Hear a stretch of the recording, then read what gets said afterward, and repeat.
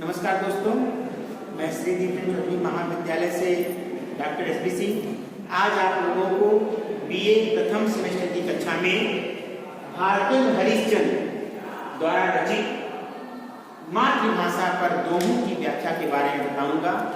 आप लोग ध्यान से पढ़िएगा और समझिएगा। ठीक, भारतेंदु हरिश्चंद्र आधुनिक काल के प्रवर्तक या जनक माने जाते हैं और हिंदी गद्य के जनक कहे जाते हैं। ठीक है ना। इन्होंने मातृभाषा से संबंधित कुछ दोहा लिखा है।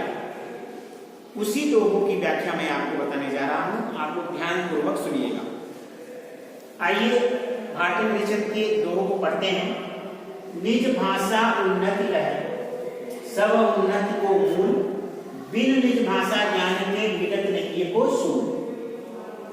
अंग्रेजी पढ़ के जदपि सब गुण होत प्रवीण, पै निज भाषा ज्ञान बिन रहत हीन के हीन। तीसरा दोहा है, निज भाषा उन्नत बिना कबहू न है सोई, लाख उपाय अनेक यों भले करो किनको। ठीक, व्याख्या करने से पहले हम आप वो दोहे के शब्दों के अर्थ बता दे रहे हैं। निज मतलब होता है अपनी भाषा, मातृभाषा। उन्नत मतलब विकास की ओर, है मतलब होती है सब उन्नत कुल, सब उन्नत, सारे उन्नति की मूल होती है, जड़ होती है, मूल मतलब जड़। ठीक है। बिन निज भाषा, निज मतलब होता है अपनी, ज्ञान के, ज्ञान मिटत नहीं है के सूल, ये मतलब हृदय, ये काम तो हृदय, सुन मतलब काटे। अंग्रेजी पढ़ के जदत, पढ़ मतलब पढ़कर, जदत यद्यप सब गुण, गुण मतलब होता है गुण, होत प्रवीण, प्रवीण मतलब होता है कुशल। ठीक, यहाँ प्रवीण का मतलब होता है कुशल। ठीक है ना, कुशल। पै निज भाषा ज्ञान बिन रहत नहीं के ही, निज भाषा उन्नत बिना कबहू न है सोई, लाख उपाय अनेक जो भले करे। ठीक है ना। ये दोहे के शब्दों के अर्थ हैं। अब आइए संदर्भ देखते हैं। आप संदर्भ किस प्रकार लिखोगी। संदर्भ प्रस्तुत पद्यावतरण, हिंदी गद्य के जनक, आधुनिक काल के प्रवर्तक। ठीक, भारतेंदु युग के प्रवर्तक भारतेंदु हरिश्चंद्र द्वारा रचित मातृभाषा पर दोहे शीर्षक से अवतरित है। ठीक है ना। जैसा कि हम सभी जानते हैं कि भारतेंदु हरिश्चंद्र के नाम पर ही आधुनिक काल के प्रथम युग भारतेंदु युग का नाम किया गया, नामकरण किया गया। ठीक है। अब आइए प्रश्न क्या है। यहां पर इस दोहे में भारतेंदु हरिश्चंद्र ने प्रत्येक भारतीय को अपनी उन्नति के विषय में, अपने विकास के विषय में सोचने से पहले अपने देश और मातृभाषा की उन्नति के विषय में सोचने पर बल दिया है, सोचने के बारे में इस दोहे में कहा है। ठीक, अब व्याख्या क्या लिखोगे।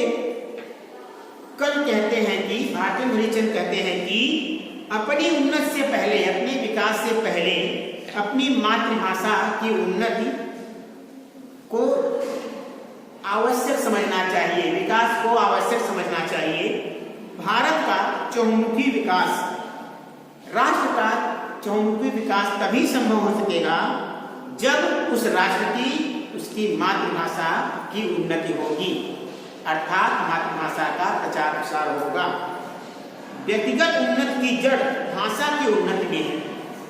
यदि व्यक्ति को स्वयं भाषा का पूर्ण ज्ञान नहीं होगा तो वह अपने मन की व्यथा को पूरी तरह, यानी अपने मन की पीड़ा को पूरी तरह अभिव्यक्त नहीं कर सकता।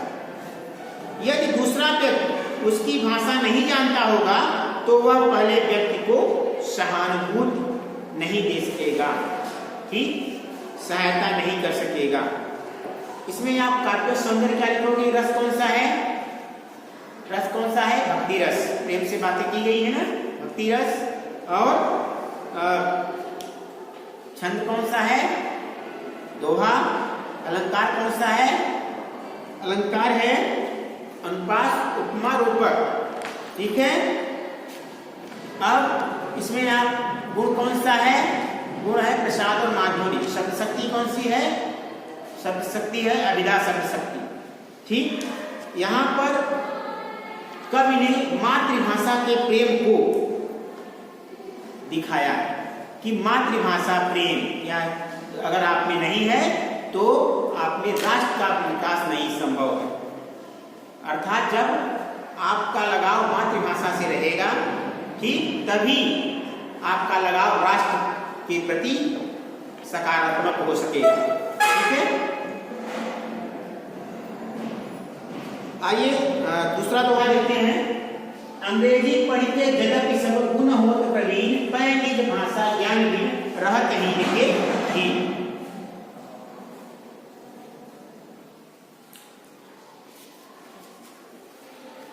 अंग्रेजी पढ़िते जगत सब गुण होत प्रवीण। अंग्रेजी मतलब पढ़कर, ठीक है, गुण मतलब गुण, होए मतलब होती है। यहाँ संदर्भ एवं प्रसंग पहले की तरह रहेगा। मातृभाषा के प्रेम को दिखाया है। ठीक, मातृभाषा से संबंधित जो है तो मातृभाषा के प्रेम से संबंधित बातें कही गई। ठीक है, आइए देखते हैं व्याख्या।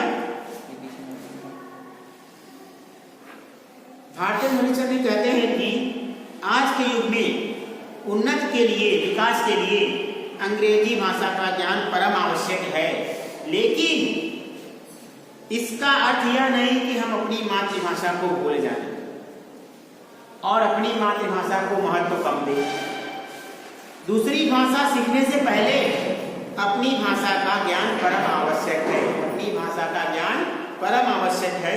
यदि अपनी भाषा ही नहीं आती तो व्यक्ति में अपने संस्कार नहीं आते और उसकी हीनता भी समाप्त हो जाती, क्योंकि मातृभाषा से ही भारतीय संस्कृति का संरक्षण और संवर्धन होता है। ठीक है ना। अब आप तीसरा दोहा देखते हैं कि भाषा उन्नत बिना कबहु न है कोई, लाभ उपाय अनुप्रयोग भले करे कि कोई। ठीक है ना। संदर्भ एवं प्रसंग पहले की तरह रहेगा। प्रेम से संबंधित बातें की गई हैं।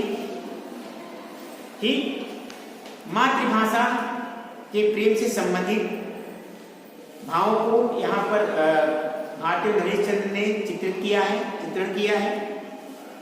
आइए व्याख्या देखते हैं।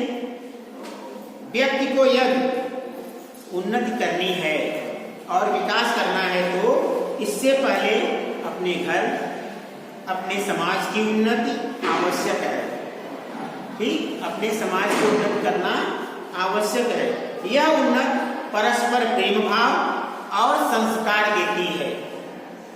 ठीक, यदि केवल अपने विषय में सोचकर व्यक्ति स्वार्थी बन जाएगा तो उसे क्या मूर्ख या जंगली या पशु और अज्ञानी माना जाएगा, क्योंकि उसकी भावनाएं केवल अपनों तक ही सीमित रहती हैं। मातृभाषा से सीमित नहीं, मातृभाषा से हटकर देश प्रेम तक सीमित नहीं रहती, क्योंकि भारतीय संस्कृति हमारी कहती है कि वसुधैव कुटुंबकम।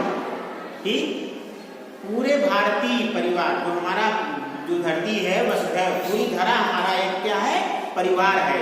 वसुधा के समान क्या है, परिवार है, कुटुंब है, परिवार है। ठीक है ना। तो समझ में आ गया आपको।